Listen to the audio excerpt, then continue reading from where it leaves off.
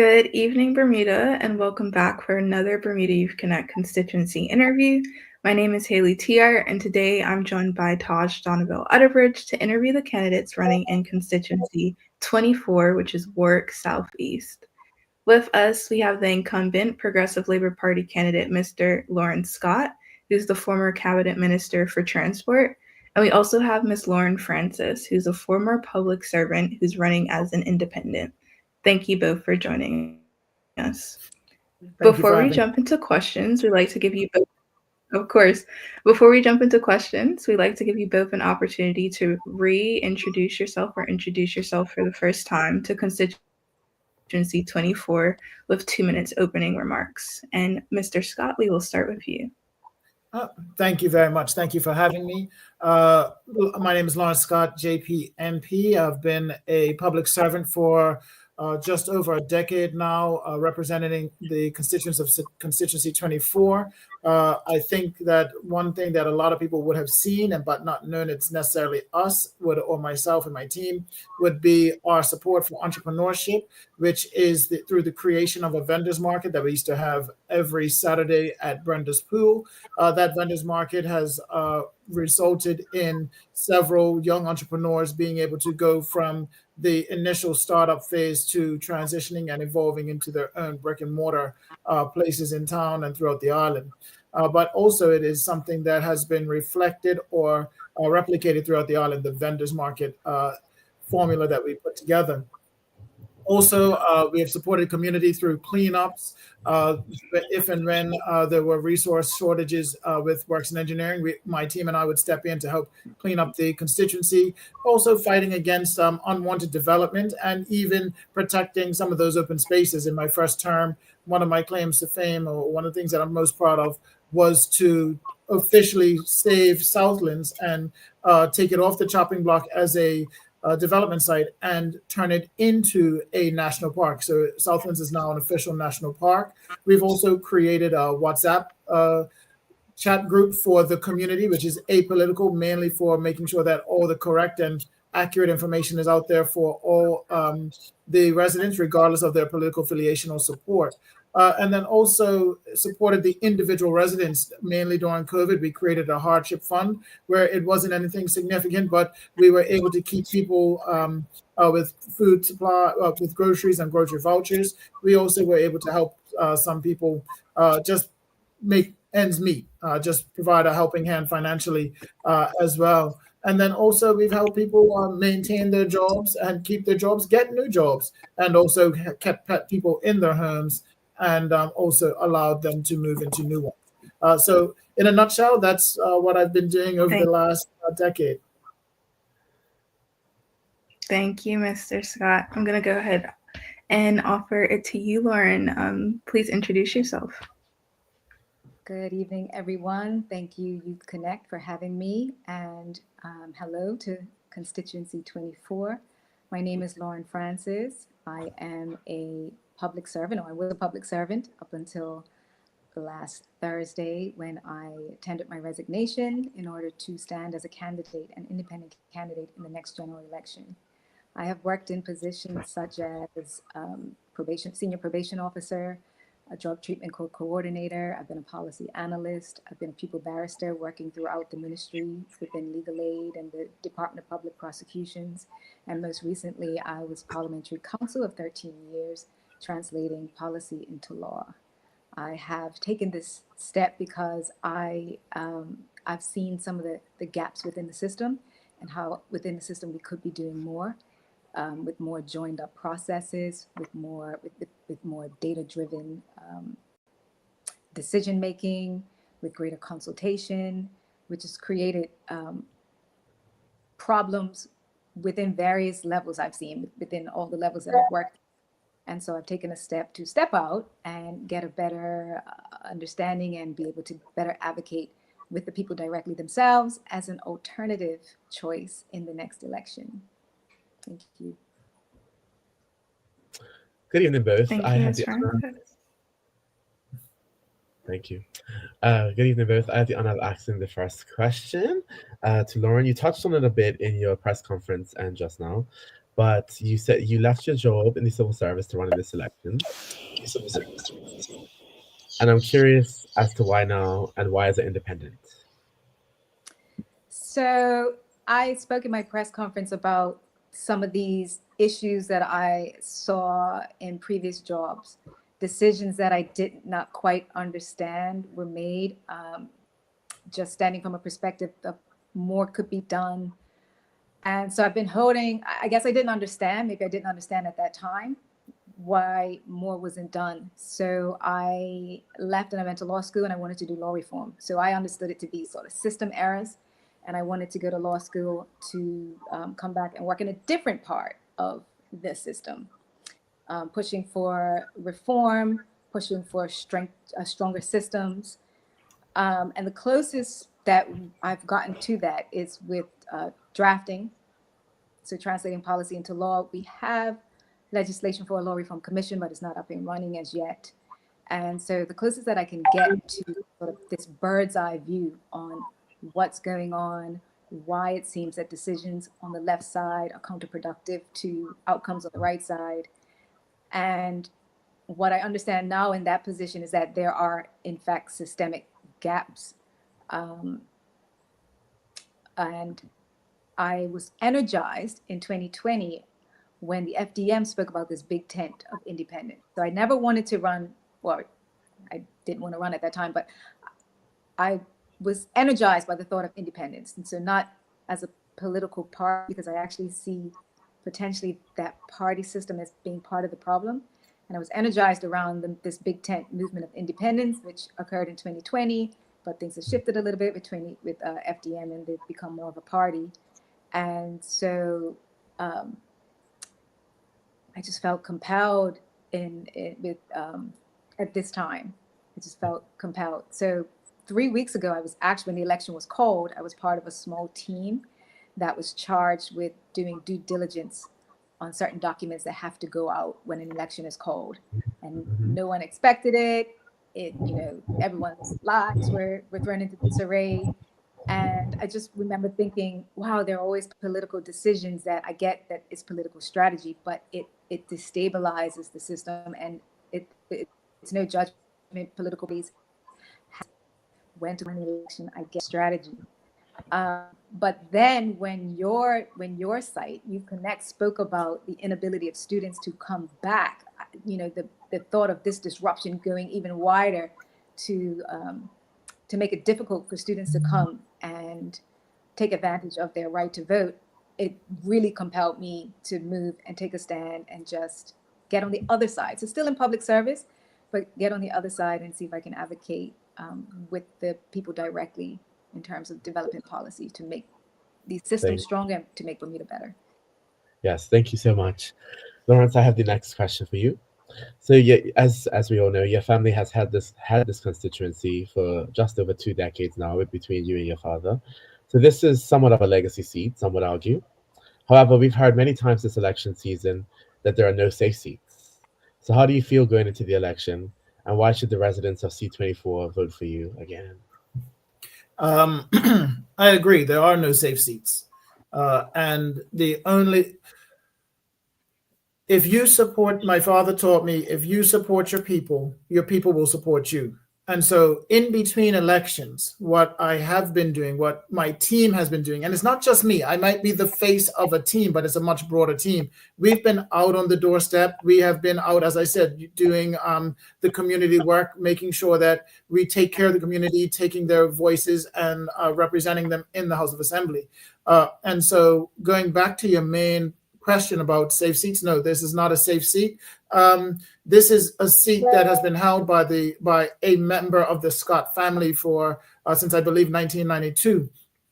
Mainly because we make those authentic connections. We really actually will hold our own team accountable when that's needed to be done. But we will also make sure that everyone's voice is heard.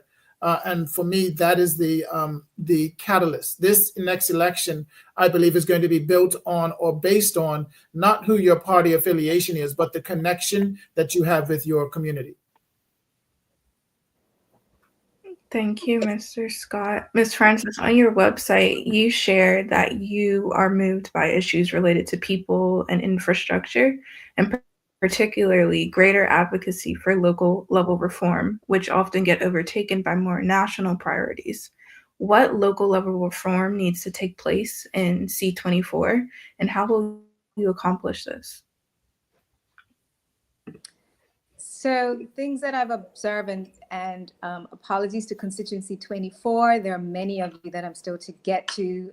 As indicated, I've started this process on Friday on nomination day, but I have been able to speak to a few individuals in my neighborhood and getting around and seeing some of the issues. I know that we have had violence, increasing violence in this area. There are issues with the roadways and the shrubbery getting out of control. There are issues regarding the old Grand Atlantic. I know that there's flooding in the South Road that occurs there.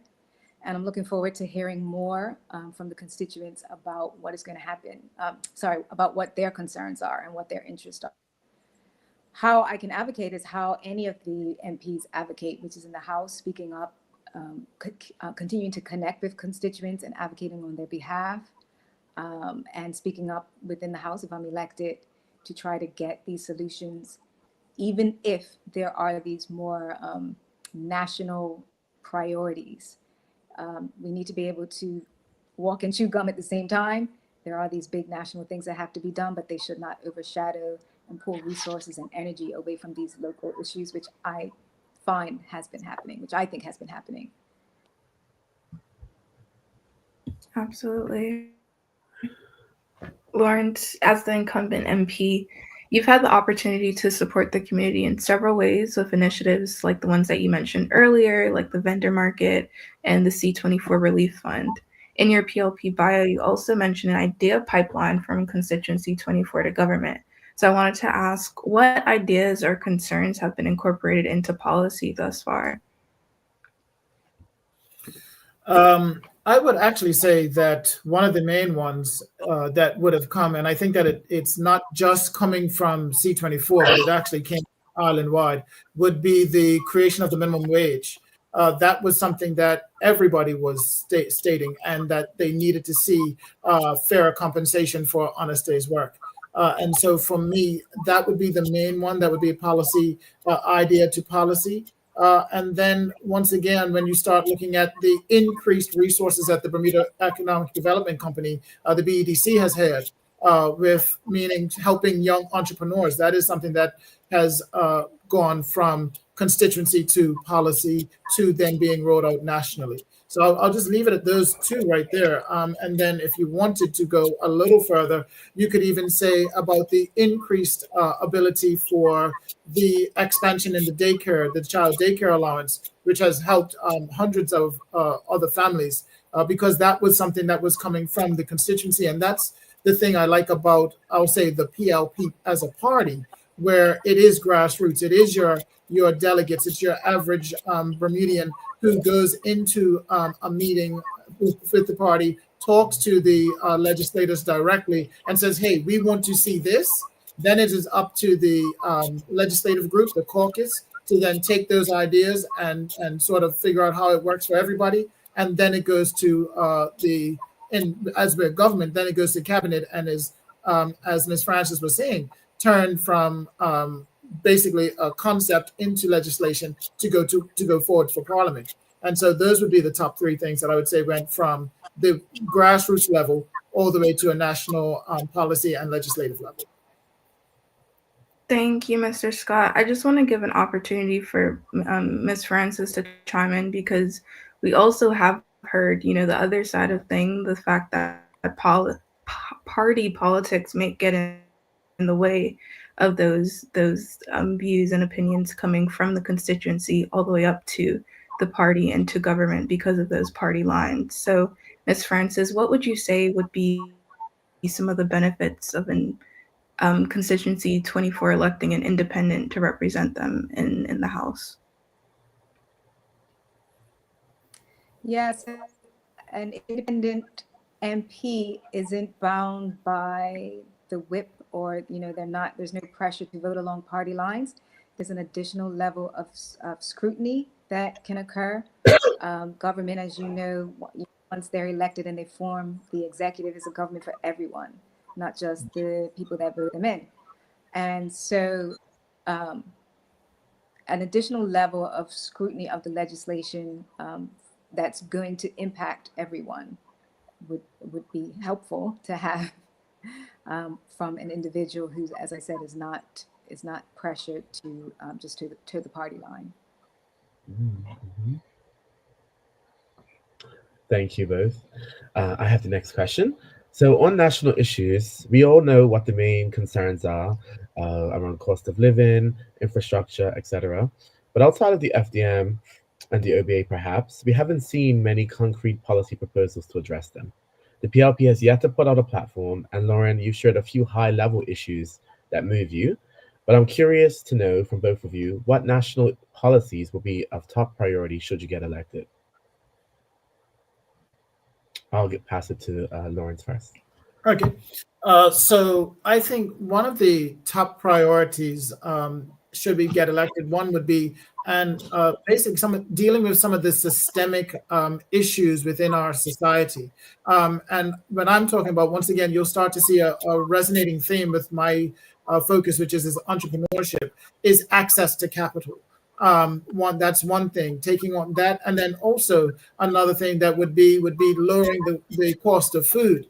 Now, these things are things that have to work both simultaneously with not just within the government, but also within the private sector.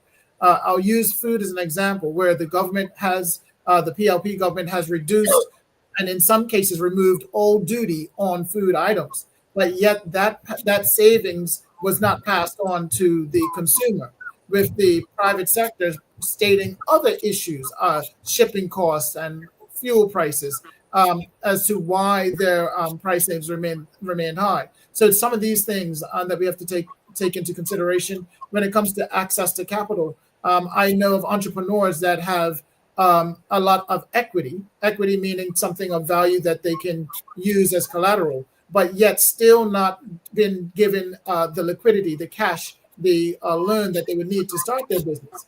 And so therefore that suggests that our system is geared to sort of benefit those that already have liquid cash or already have monetary wealth, versus those that are trying to get it to then generate generational wealth. Sure. So I'll ask the follow up. So, how do you plan to support those businesses that don't have capital? And how do you plan to hold the grocery stores and other businesses accountable to increasing their prices? And so that's what we've done. We've done a food price commission that was led by the just recently retired Derek Burgess. And so that initiative, that program will continue to move forward for food prices. And that, once again, this is not a us versus them. Bermuda works best when we work together. And so that's where the government has to talk, to communicate, consult with the private sector to say, okay, what are the challenges and how do we overcome this together for the collective benefit of our people?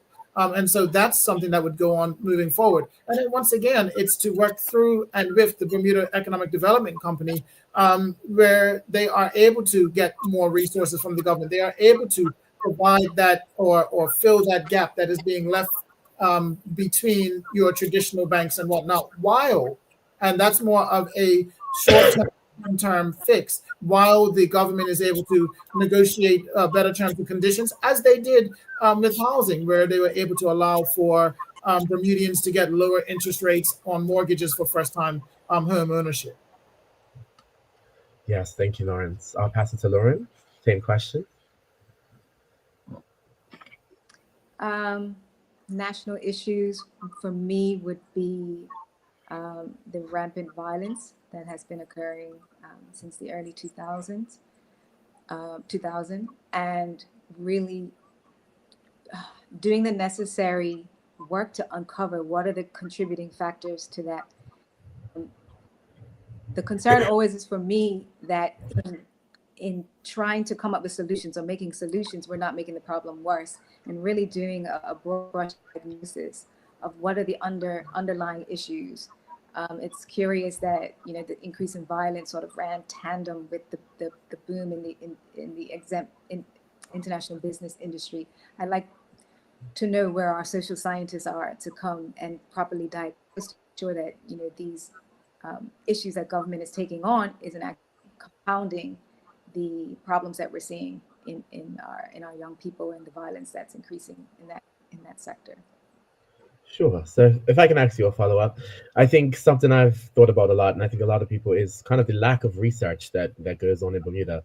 Do you think this is a good policy approach to take? And would you advocate for increased government funding for kind of social research on these areas? Shall you be elected? Absolutely. Absolutely. That's spot on with what my mandate is, the data-driven decision making. What we're doing is actually addressing the problems that we are trying to solve and not making it worse or cause other issues. There's knock-on consequences, there's unintended consequences down the line. Thank you. So I have the next question as well. So recently, Al Bermuda published a policy manifesto laying out a couple of different policy items that they think would help advance Bermuda in terms of LGBTQ plus equity. So my question is, have either of you seen it? Have you read it? Do you support any of the policies listed? I'll go to Lawrence first. To be honest, I have not seen it or read it, so I wouldn't be able to speak to that particular document. But when it comes to LGBTQ rights, I believe that there is no place for discrimination of any kind in our society, and that everybody should be given access to the same opportunities, regardless of their preferences.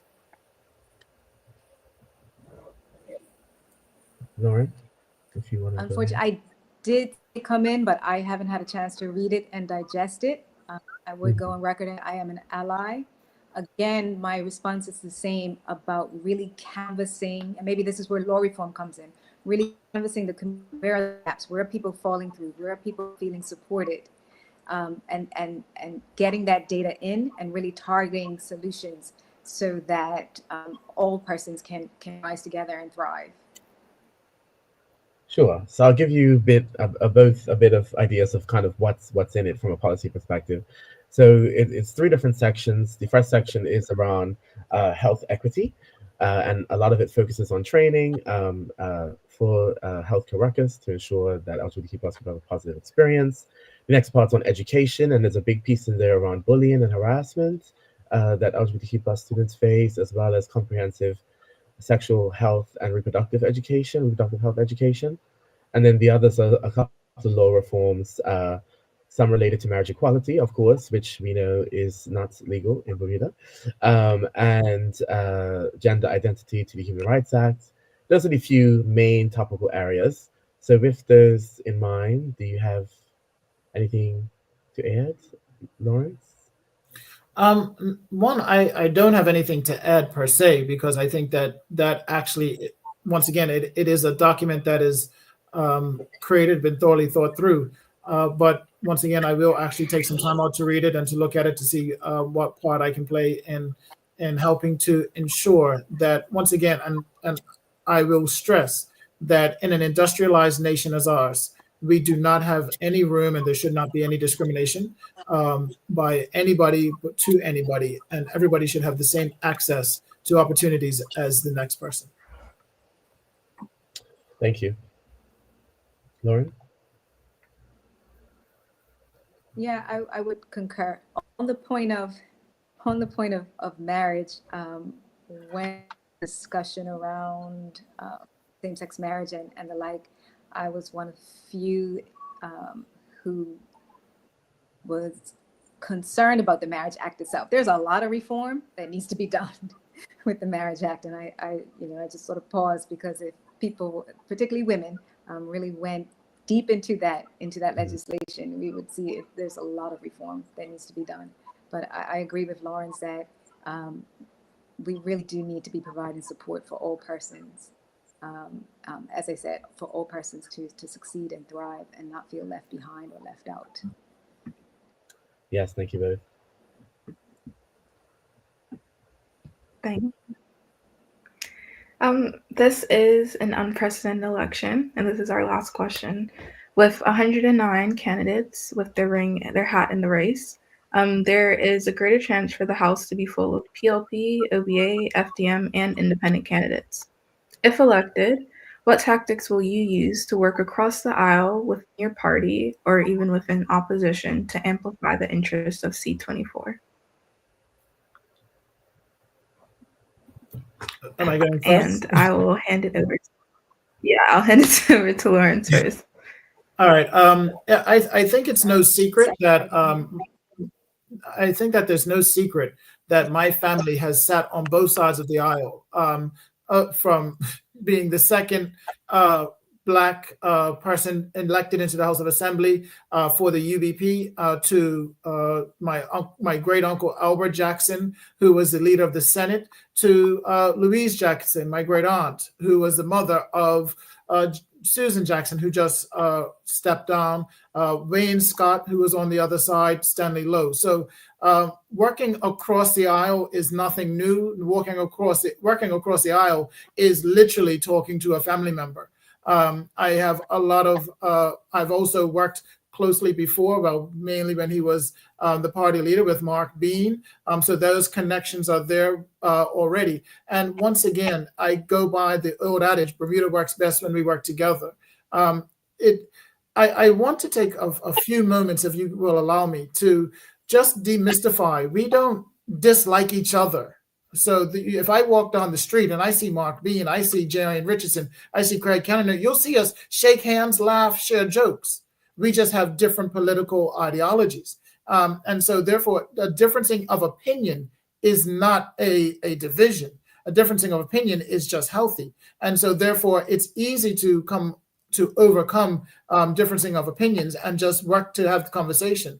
My another philosophy that I have is that every problem has a solution. We just have to find it. And I think that sums it all up in one line. Conversation, consultation can lead to basically resolution of any and all issues. Thank you for that, Ms. Francis. Yeah, so I completely concur with what Lauren said. Independent, me myself as an independent might find common ground with any of the parties. I'm really just looking for the best ideas, and again, as I said, to add that additional level of scrutiny for the benefit of constituency 24 as a whole, to make sure that I advocate for their interest. And yeah, of course, that's the goal. So we have 36 MPs.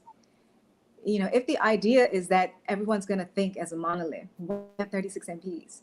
At the end of the day, we want each MP to represent their constituency honestly and openly, even if a particular policy is not in keeping with what the party or the caucus has decided. And I think independence will bring that that sense of integrity and that sense of keeping our constituent members at the core of the issues. I have a follow up if I can, and I would have loved to ask it of the OBA candidate if they had been here, but unfortunately they couldn't make it. But the question is kind of both the PLP and OBA have run ads and published articles saying that voting for the independents would be a waste of a vote and is a distraction from the real issues.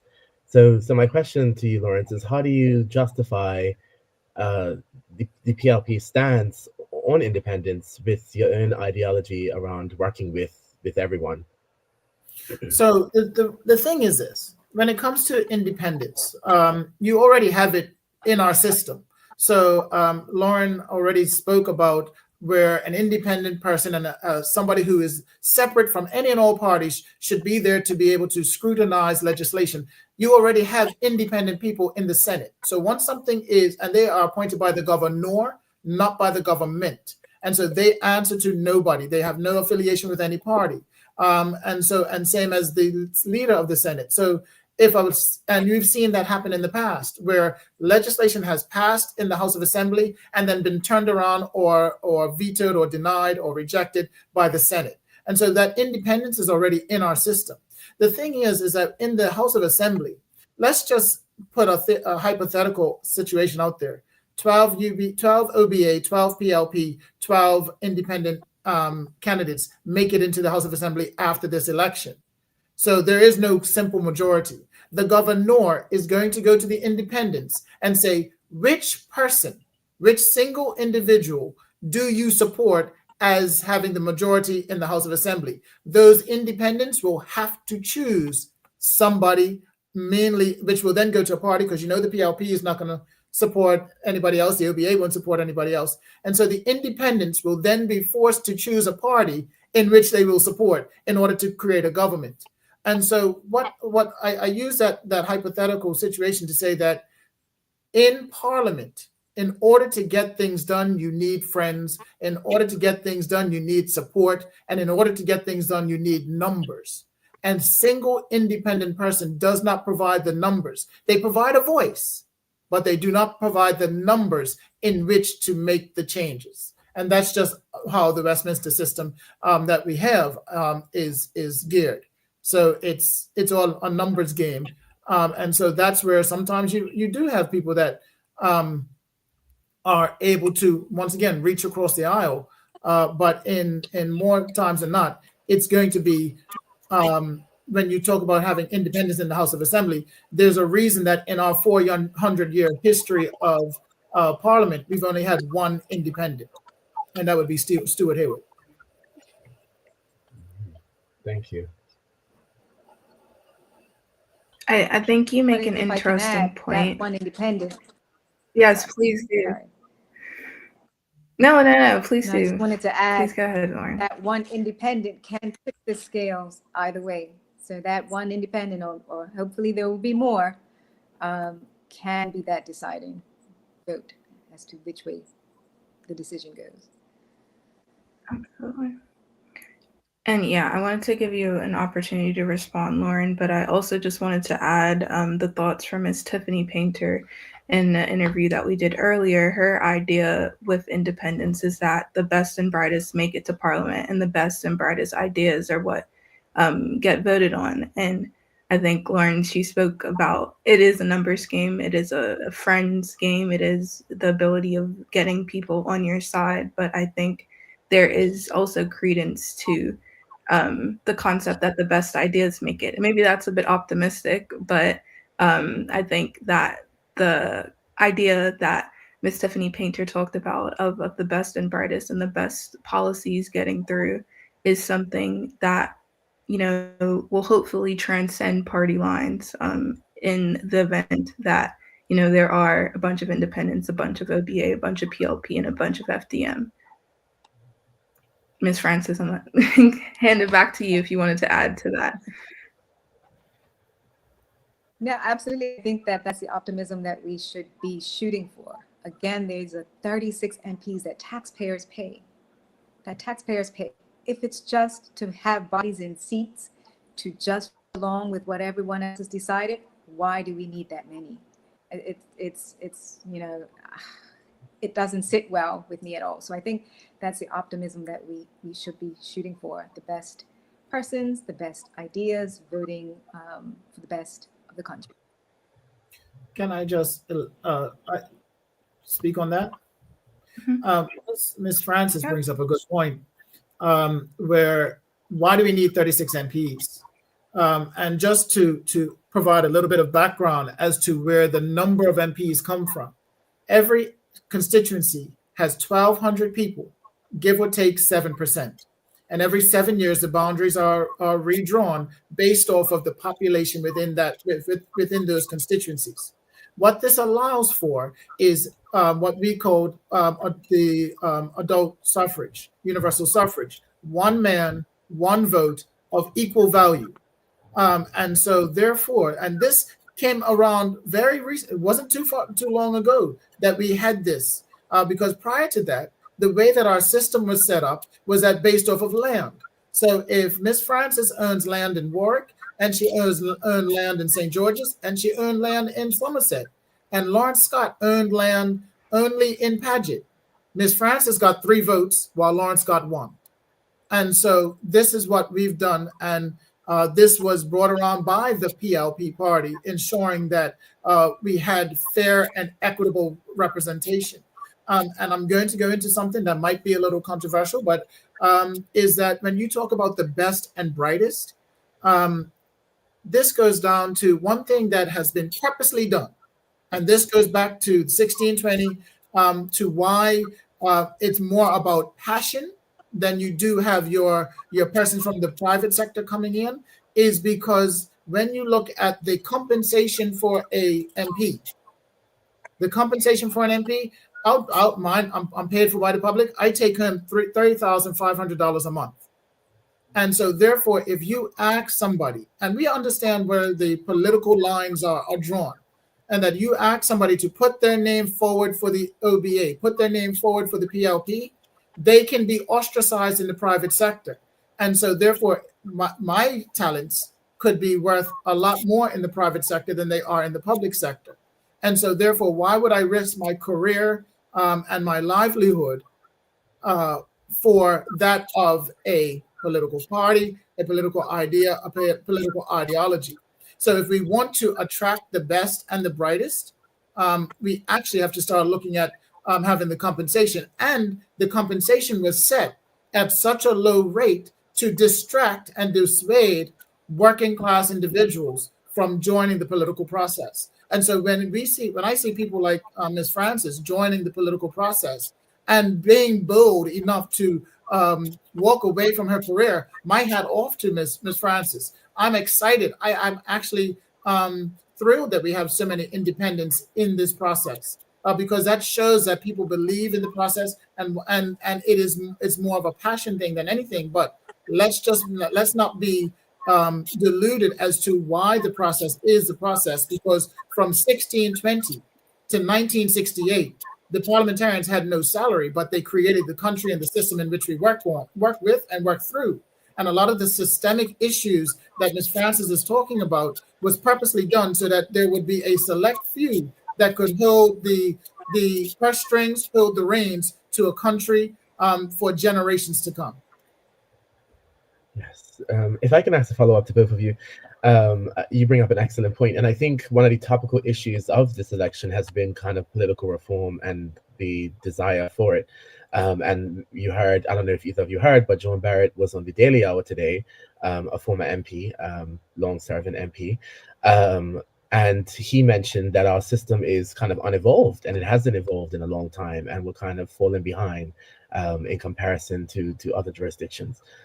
So do you have any ideas for kind of political reform, or any suggestions for political reform that you think should and could take place to make our system more equitable? Starting with me? Yes, go for it. I say political education in the schools. First and foremost, we have a situation where there's a lack of information. In my private sector life, I work in hospitality. The people that I work with, my co-workers, and I'll use an example. They saw the governor one time and they asked, "Oh, how long is the governor here for visiting the island for?"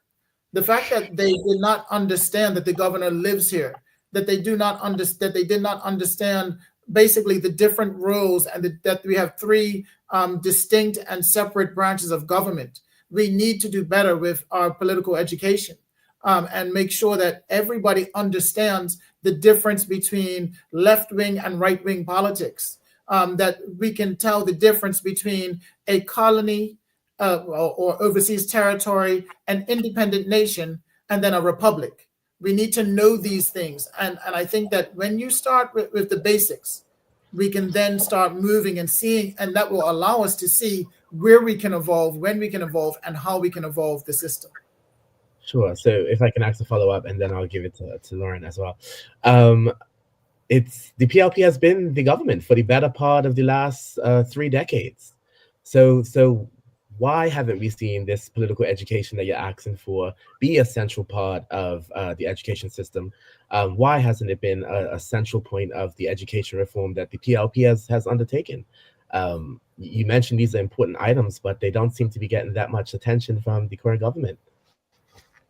No, and that's a fair question, and I take that on, and I say that the reason is that we're focusing on actually sort of fixing the mistake that was made before by a previous administration, I would say the UBP, and changing our scholastic system from the primary, secondary school, and the UBP introduced the middle school system, which I don't feel, and I'll speak personally, we don't, and the PLP doesn't feel was fit for purpose. Now, going back to what we had is a long, arduous, and as you can see, a very complicated and difficult process, and it takes time. Nothing in education can happen fast, because whatever decision you make today, you will not see those results for a generation, 10, 15 years. And so you actually don't know if what you've done will work, or what you have done has worked, even though it works on paper. You won't know for 10 to 15 years. And so when you start to make tweaks, you've got to wait to see those results. So once again, I think that my simple answer is we've been focusing on actually getting the foundation of the education system underneath us and fit for purpose, and then we can talk about the curriculum. Sure. I'll pass it to Lauren to give any ideas or suggestions for electoral reforms that you think could make our system more up to date and keep up with the political systems in other jurisdictions. I agree with education in the schools. I don't know that I agree that it's so difficult. We've been talking about just incorporating Bermuda history, the story of Bermuda, into the schools. We've been talking about that for decades. But also making it easier for the public to remain engaged. Everyone is excited around election time, and then they fall back. Coming up with creative ways to keep the public engaged on Fridays, get them tuned in. I think one of the independent candidates may have been suggesting Hansard, mailing out Hansard. I would love someone to incorporate just a summary on Friday of legislation that was passed and what it means to the everyday Bermuda citizen. I would absolutely love to see, and it's a simple amendment to make, amendments to the Parliamentary Election Act, or the Election Act, to allow public servants to run for public office and not have to resign.